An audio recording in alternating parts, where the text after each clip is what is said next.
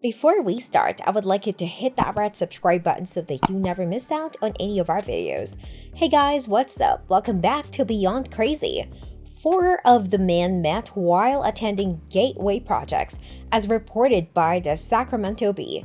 Jack Hewitt, Jack Madruga, Bill Sterling, and Ted Wire met through a program for developmentally disabled adults called Getaway Projects. By all accounts, the four men, who their family and friends refer to as the boys, were the best of friends. Although all four of the men lived at home with their families, they spent most of their free time together and specifically enjoyed watching and participating in sports, including basketball, together. According to his father, Hewitt was more profoundly disabled than his friends.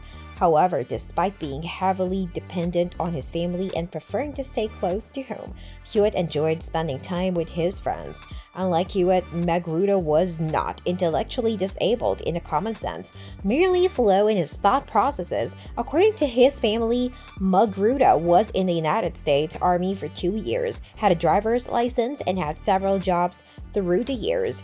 Gary Mathias was different from his friends. Unlike the rest of the boys, Gary Mathias had been diagnosed with several types of mental illnesses as opposed to any developmental disabilities. As reported by the Sacramento Bee, Mathias's mental health issues started in high school when he was hospitalized after he had a bad experience with a hallucinogenic drug. As reported by the Washington Post, Mathias was not diagnosed with any specific mental illness until approximately 5 years prior to his disappearance. At the time, Mathias was serving in the United States Army and was stationed in Germany. Authorities said he was diagnosed with psychotic depression and schizophrenia, and reportedly used illegal drugs, which may have contributed to or aggravated his mental health issues. Mathias ultimately received a psychiatric discharge from the Army. Following his diagnosis, Mathias was prescribed medication to treat his mental health symptoms. However, at times he would either forget or refuse to take his medication, which led to violent outbursts on several occasions. Mathias's doctor and family said he eventually been taking his medication regularly and had stayed out of trouble for 2 years leading up to his disappearance.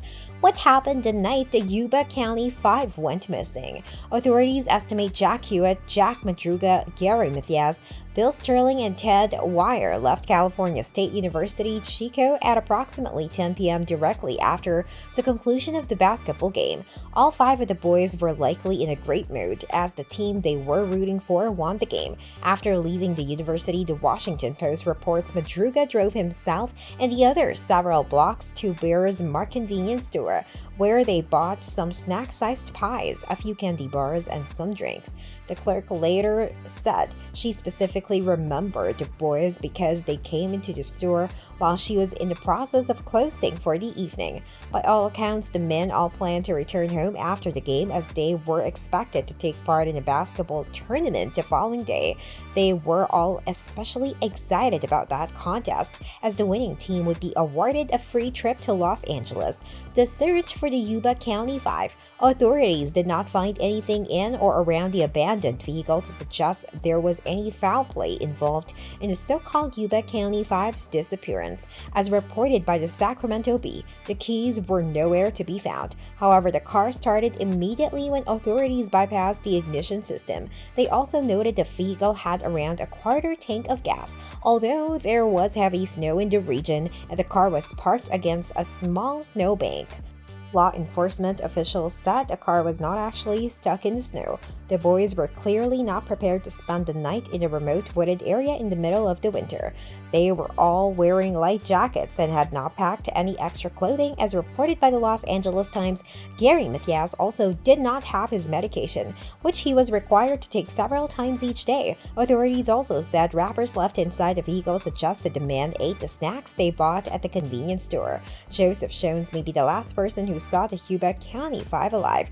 In the course of their investigation, authorities learned 55-year-old Joseph Jones may have seen the Yuba County Five the night they went missing. As reported by the Washington Post, Jones was driving down the same road where Jack Madruga's abandoned vehicle was later found when his own vehicle became stuck in a snowbank. When Jones got out of his vehicle and attempted to free it from the snowbank, he began experiencing pains that were consistent with a heart attack. As he had no means to call for help and did not feel well enough to walk, Jones said he left the engine running and lay down in his car to rest. Sometime later, Jones said he heard an unusual noise and exited his vehicle. According to Jones, he saw several men and women with an infant in her arms walking down the otherwise deserted road.